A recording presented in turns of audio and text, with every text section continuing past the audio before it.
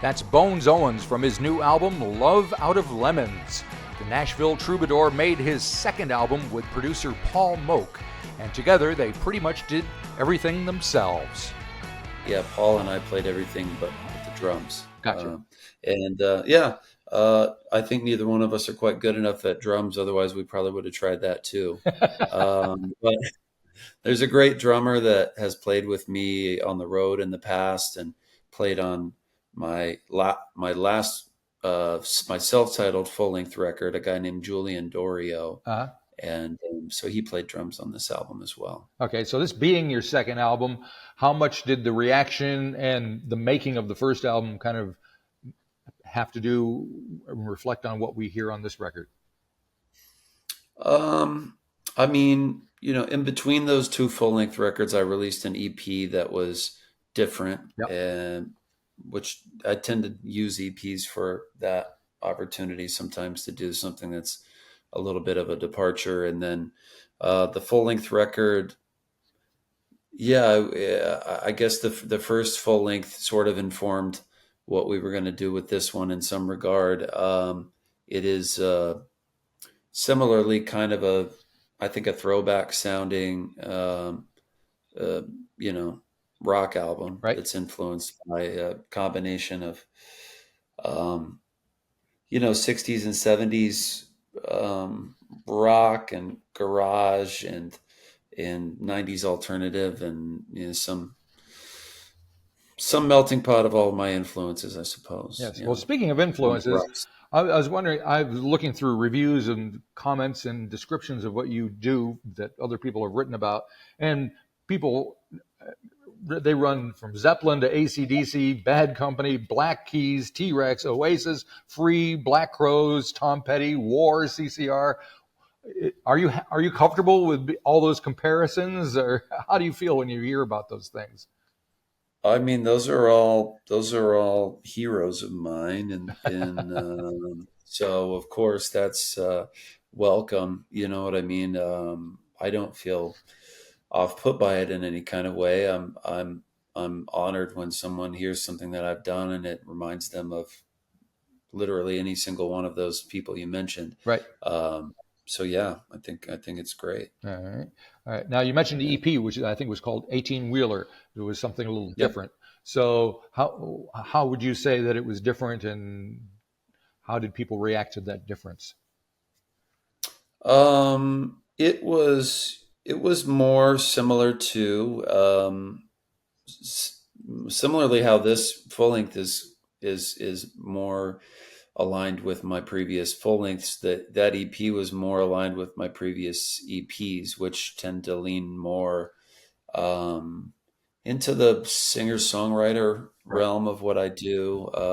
I think it gets playlisted more like Americana or folk or something like that. Right. Okay. Yeah, because it's a little mellower. It's a little more moody, downer kind of stuff. But yeah.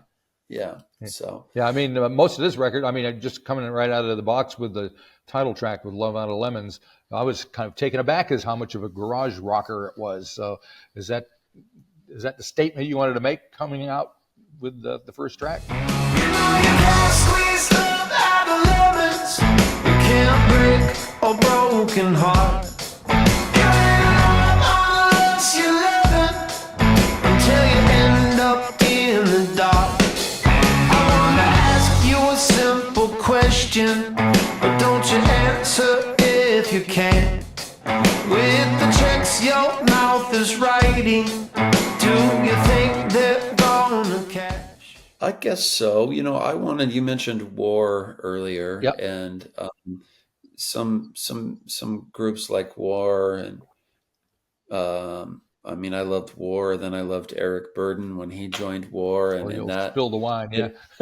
iteration of it as well. Yeah, but I think that there were moments in this record that I allowed there to be a little bit less of a straightforward rock approach and something more of a 60s and 70s kind of soul or R&B influence as well. And I think like a song like Live Out of Lemons kind of, it is the rock thing with some sprinkles of that other, Right. R&B soul kind of vibe to it. Right. Now, I remember Eric Burdon and War. I'm old enough to know better, but how did you come across them? You're obviously younger, so you must have done some digging.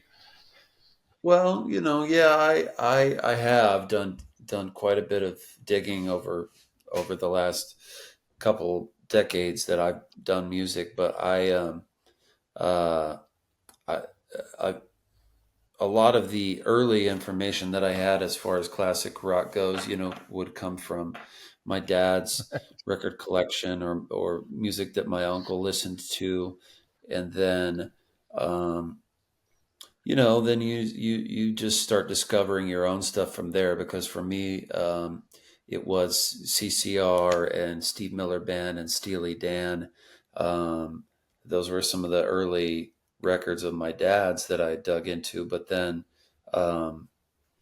you just start. This was kind of, I'm dating myself here or aging myself here, but not pre-internet, but pre the days of really, definitely pre-streaming music, where everything was available before that. Yeah. So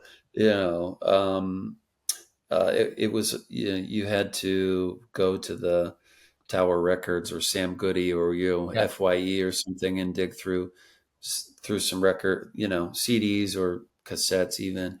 But I started finding my way through some other classic rock, if you will, that I dug, and some of the more guitar driven, guys like Hendrix and Zeppelin and those things, and then the Doors, and then fast forward a bunch of years, I started my own record collection, and I started digging through crates of records, and then really got into collecting singles and 45s. And they're the ones, man. I got 14,000 of them in the other room.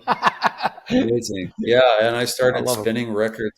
I started spinning records on Saturday nights at my friend's bar in East Nashville. And that really, the amount of digging that I was doing throughout the week in record stores, I was discovering a lot of new things. I already knew Eric Burdon and War before that time, but that did start informing me on some of the deeper cuts that I wouldn't have otherwise heard, in the same realm. And the night that I DJ'd was very kind of specifically geared towards 60s and 70s soul, funk, nice. R&B, a little bit of rock. So yeah. Cool. Found a lot of stuff that way. All righty. That sounds like fun. Because there's still a lot of stuff out there. And, as the record collecting people age, the shift is in the value and the availability is changing. So it used to be like the 50s and early 60s were the stuff that everybody was after, but those people are all dying off. Everybody's after the punk stuff from the late 70s, and that's the hard to find stuff and the valuable stuff. So, those records weren't made as widely as some of the. No, you get a pressing of 500, and that was it. Yeah, that drives the price up for sure. Absolutely, yes. Now back to my understanding is this album was supposed to come out earlier, but it didn't because of some motorcycle-related events. What happened there? Well, that didn't affect the rollout of the record, but it did affect the rollout of some touring that I was going to do related to the album, and. But yes, I did. I hit a deer on my motorcycle on this past Halloween. Man, what a day to do it, huh? yeah. And it was the day before I was to leave for a long trip on my bike out to the West Coast, and so that put those plans to rest for a while. But then we were able to reorganize things, and just a couple months ago, I took off on a long motorcycle trip and, tour. And that was like a solo tour thing you did on your Harley, right? It was. It turned out to be not quite as much of a solo thing. My drummer, Doy, did end up joining me on the dates. Oh, good. We had a video come out. So they were trailing me in a Sprinter van, but you know, there was no contingency plan of no trailer or anything like that to pick me up when the weather got bad. So it was a couple long days riding in the rain and things like that. But we still approached it like I was originally going to, which was just me and a bike and nothing else. But yeah, I had a guitar strapped to the back and That was my covered a couple. next thing. Is like I can imagine there's got to be a guitar strap somewhere, and that's about it. So you're not carrying a lot of Yeah. gear. And is it mostly acoustic that you were doing?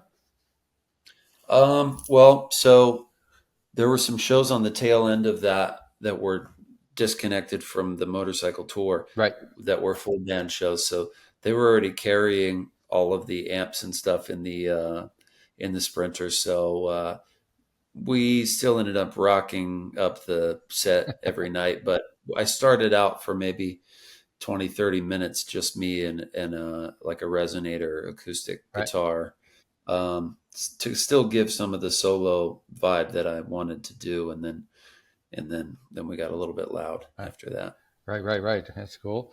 And then I see you also released a thing called I'll Rise, which came from a film called Rides. That came out probably about a month ago or so. Can you tell me about that? There ain't no glory in defeat. Don't you worry about me, I'm fine. Just when they think they got me beat, I'll be coming back another time. And I'll rise.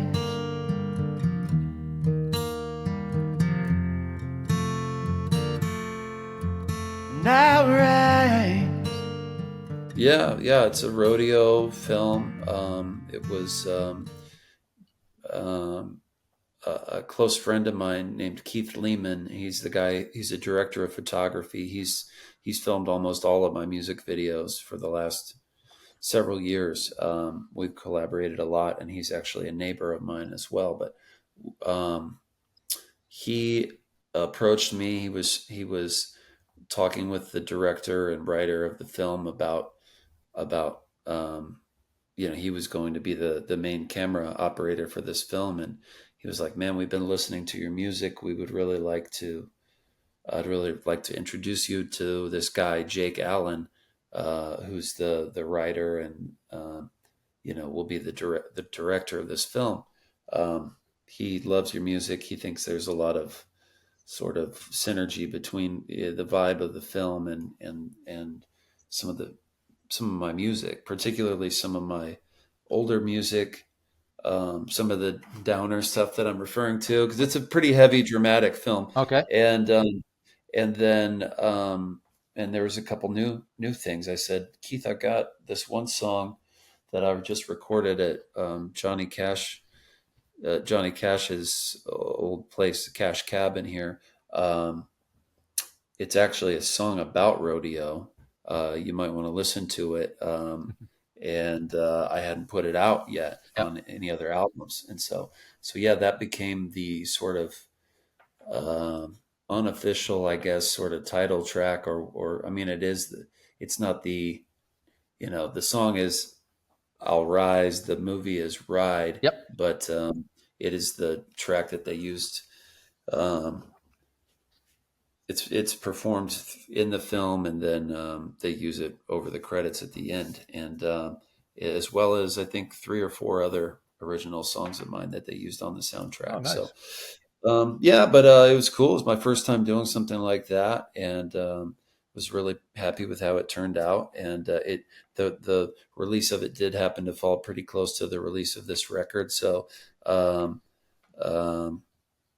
sometimes that's just how things go. Yeah. I would have, when it rains, it pours. I would have rather them maybe come out a little bit at Spread it different out a times, little bit. But yeah, but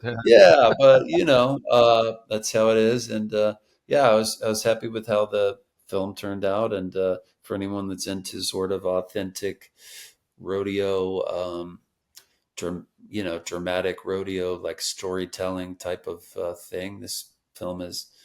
I think it nails that. Right. Do you see yourself possibly writing film soundtracks and stuff? I've always thought it would be cool. I really liked and like the soundtrack Neil Young did for Dead Man, Oh yeah. the Jim Jarmusch film with Johnny Depp. I mean, if it was like the right thing, I could definitely see myself digging in and wanting to create some of those layers and, uh, set the vibe for the whole film. That could be fun. Yeah. And when you're talking about the film itself, I have visions of Yellowstone in my head.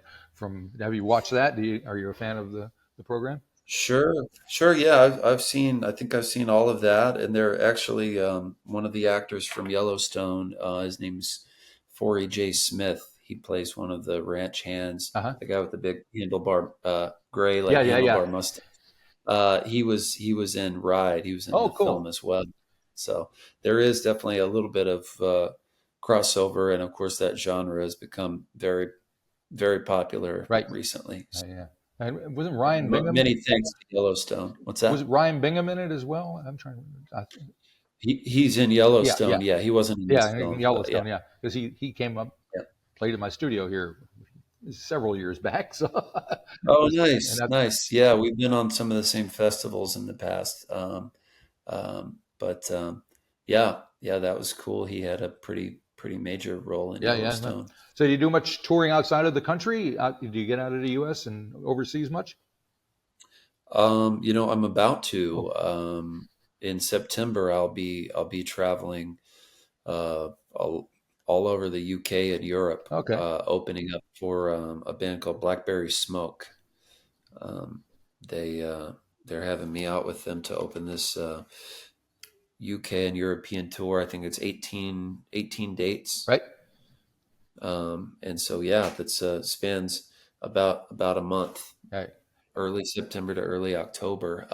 I haven't been to New Zealand or Australia in probably close to 10 years. I toured over there back whenever I played with another guy, but I haven't done my own tour Oh, over there cool. yet. All right. So Yeah. yeah, Do hopefully you sooner or change up later. your show depending on where you're playing? I think the set can kind of adapt a bit depending on who I'm opening for, Right. not necessarily where I'm at, but if I were to be opening a tour for someone that was a little more on the mellow side, I could cater to that with some, things from my EPs. But Yep. everything that we've done tour wise for probably the last 5 years has been with other people that, it was somewhat of a rock thing Right. where we were able to do. We didn't have to taper anything back by any means. So Brought, it gets brought pretty all, loud, brought does it it? all. It does. It does. Yeah. Yeah. That's a common commentary at the merch table after shows, which I take a little bit of pride in. Good on you. I got that feeling just from listening to the record. I was like, yeah, this is going to get loud. Excellent. Well, good luck with everything. Thanks for talking to me, and come on down this way when you get a chance. Hopefully all goes well in Europe and all that stuff. Thank you so much, man. I really do hope we make it out there sooner than later, and we're overdue. Yeah, So you don't want to come now. It's having winter here now, and it's just cold Yeah, and we'll rainy. wait till about December. That's when I was there last. It was perfect to Yeah. escape from cold here. Come in January, February. There you go. All righty. All right. Very good. Thank you. Have a great day.